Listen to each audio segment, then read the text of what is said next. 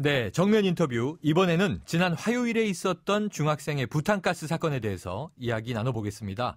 낮은 수준의 폭발물이라고 할 수 있지만 피의자인 이 군이 유튜브에서 배웠다고 할 정도로 이 인터넷에서 폭탄을 만드는 방법 쉽게 찾을 수 있었고요. 이를 통해서 2차 범행까지 계획했다고 합니다. 자, 김복준 한국범죄학연구소 연구위원과 함께합니다. 스튜디오에 직접 나오셨는데요.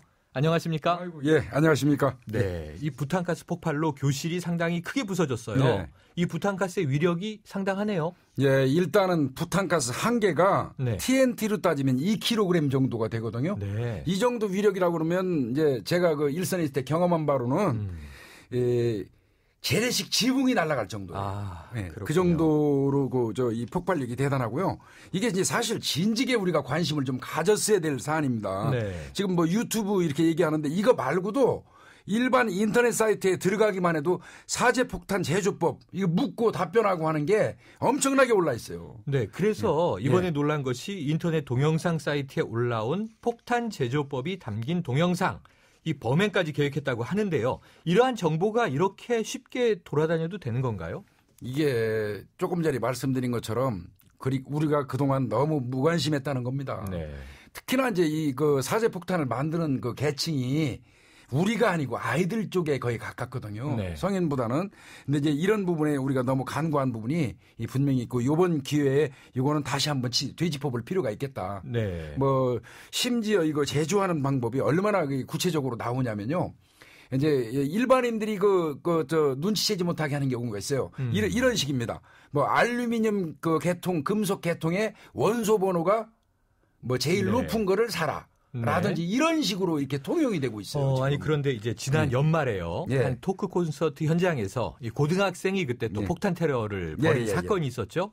그때 질산칼륨, 설탕, 물엿 이런 것들을 섞어서 폭탄을 제조했다고 하는데요. 이게 너무 구하기 쉬운 재료들이라는 게 또 깜짝 놀랄 일이었는데 이런 사건들 예전에 비해서 좀 많아졌다는 생각 드십니까? 확실히 많아졌죠. 네. 예, 확실히 많아졌고요. 사실 이게 이제 이 통제를 안 하는 건 아닙니다. 이 환경부 산하에 화학물질 안전원이라는 곳이 있어요. 네. 거기에서 이제 과산화수소라든지 뭐 질산암모늄 뭐 이런 것들 한 13종, 14종 이거를 사고 대비 물질이라고 그래요. 네. 사고 대비 물질이라면 이제 폭발성이나 독성이 강한 물질. 이런 물질들을 제조하거나 매매하거나 보관, 저장, 운반 뭐 이런 거를 단속을 하기는 해요. 네. 단속을 하긴 하는데 이게 이제 제대로 사실상 유명무실하게 운영이 되고 있기 때문에 문제가 되는 것이죠. 그래서 아까 잠깐 이 암호나 은어처럼 인터넷에서 이제 이야기를 주고받는다고 했지만 사실 이번 사건에서 보듯이 중학생이 제조할 정도면 그렇죠. 누구나 접근하기 쉽다는 거 아닙니까? 만들기도 그렇습니다. 쉽고 말씀하신 대로 해로운 화학물질 이 시험이나 연구 목적으로 작은 양을 이용하는 경우는 규제가 어렵지 않겠습니까? 그렇습니다. 그래서 일명 이 로켓 캔디라고 불리는 사제폭탄 말이죠. 이 고등학생도 인터넷 사이트에서 구매했다고 하던데 관리나 단속이 된다고는 하지만 이게 규제가 더 강화돼야 되는 거 아닐까요? 당연히 규제가 강화돼야 되는데 또 문제가 또 있어요. 관련 있던 규정법을 보면요. 여기 연관되는 게 총포도금류 단속법, 그다음에 철도안전관리법, 형법, 그다음에 유해화학물질관리법 여러 가지가 있는데 문제는 각 법마다 시행하는 기관이 다 다른 겁니다. 뭐 경찰, 철도 다 각각 다르기 때문에 어떻게 보면 굉장히 소홀할 수밖에 없는 그런 태생적인 한계를 가지고 있다. 그러면 향후에 이런 사건의 예방을 위해서는 좀 통합 관리도 만들어져야 할 필요가 있겠네요. 예, 그렇습니다. 네. 그리고 나서 또 이 사건이 놀라운 건 뭐냐면요. 청소년들이 이런 걸 만들고 터뜨리는 것을 두고 테러 놀이라고 부른다.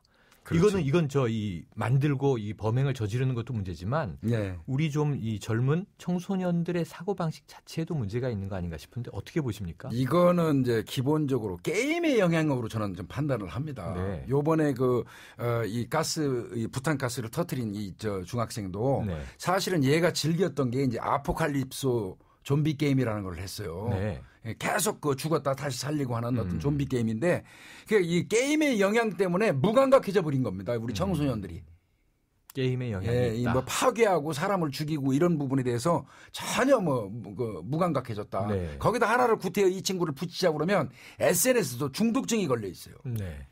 특이한 거나 뭐 희한한 거를 그 SNS에 올리면 그 굉장히 주목받고 집중받고 네. 자기가 마치 무슨 영웅이 된 것처럼 인식되는 그런 경향. 네. 이런 것들을 우리가 바로 잡아주지 못했다는 것이죠. 그래서 테러는 우리에게 심각한 범죄인데 그렇죠. 여기다 이제 놀이라고 하는 말을 붙였고요. 그렇죠. 지금 말씀하신 대로 놀라운 것이 지금 이 중학생 이군은요. 예. 폭발이 일어난 후에 예. 학교 주변을 맴돌면서 상황을 생중계하는 동영상을 촬영하고 예. 이런 것들을 또 이제 SNS, 인터넷에 올리기도 했는데요. 예. 자, 이런 행동은 어떻게 분석할 수 있을까요? 그러니까 결국 조금 전에 제가 말씀드린 것처럼 이제 그 인명 경시 풍조가 게임에 중독된 아이들의 어떤 특징이기도 하거든요. 네. 거기 플러스 SNS에 올려갖고 주목받고자 하는 심리. 그 다음에 이제 그 청소년들은 특히 모방 심리가 많지 않습니까? 네. 청소년에 의해서 범죄가 발생하는 건 거의가 모방 범죄입니다. 네. 요 얼마 전에 그 저 기자를 현장에서 살해하면서 네네. 미국에서 벌어졌던 사건이죠. 살해하면서 그대로 생중계를 했지 않습니까? 네. 그거를 은연중에 좀 받아들인 것 같고요. 여기서 또 특별히 그 이 친구가 얘기한 게 조승희 사건을 얘기했습니다. 네. 버지니아 공대 사건. 맞습니다. 조승희 사건을 굉장히 공부하고 답습한 걸로 보여져요. 거기 어떤 특징이 나오냐면 조승희 같은 경우도 32명을 그 사살했지 않습니까? 네. 강의실에 그 도착해서 먼저 쇠사슬로 문을 먼저 다 시정장치를 해놓고 네. 다른 통로를 향해서 나오는 사람들만 저격을 했어요. 그래서 32명을 살해했는데 이 학생도 보면은 이 직전에 학교에서 그 방화를 저 획책했을 때 네. 화장실에 화염방사기를 그 숨겨두고 그다음에 도서실에 기름을 뿌린 상태에서 한쪽 입구로 나오는 사람들을 칼을 들고 네. 차례차례 살해하려는 의지를 가지고 있었다. 네. 이런 말을 했거든요. 지극히 모방적인 어떤 그 범죄 양태이기도 합니다. 그게 실행됐다면 이번 부탄가스 사건에는 이제 다행히 뭐 부상자, 사상자가 없었습니다만 크게 이제 사건이 터질 뻔도 했었다라는 또 무서운 마음이 드는데요. 네. 그럼 말씀하신 대로 이 청소년들이 모방 범죄를 계획하는 것, 혹은 심지어 이번 경우처럼 이제 이 시도까지 하는 것, 이러한 것이 그냥 뭔가 좀 주목받기 위한 심리라고 하기엔 너무 위험한 윤리적인 의식이 좀 무너진 그런 상태 아닙니까? 근데 거기에다 이제 플러스 한다면 이 친구는 뭐 결과가 나와야 알겠지만 과대망상에 의한 우울증을 겪고 있다고 그러거든요. 네. 근데 그 정도가 이제 어느 정도 오버가 돼 버리면 이른바 조현병이라는 게 나와요. 네. 조현병에는 또 이제 망상 장애가 굉장히 심각하거든요. 그래서 누군가 나를 매일 추적하고 있고 뭐 이를테면 뭐 외계인이 그 지구를 침공해서 우리를 노예로 삼고자 한다. 뭐 이런 내용들이 이제 망상 장애거든요. 네. 또 내 귀에 무슨 환청 장치를 설치해 놨다.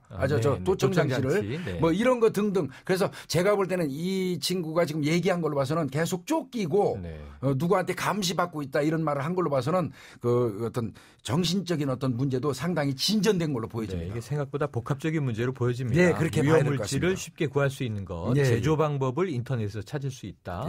또 뭐 게임의 영향도 말씀 주셨고요.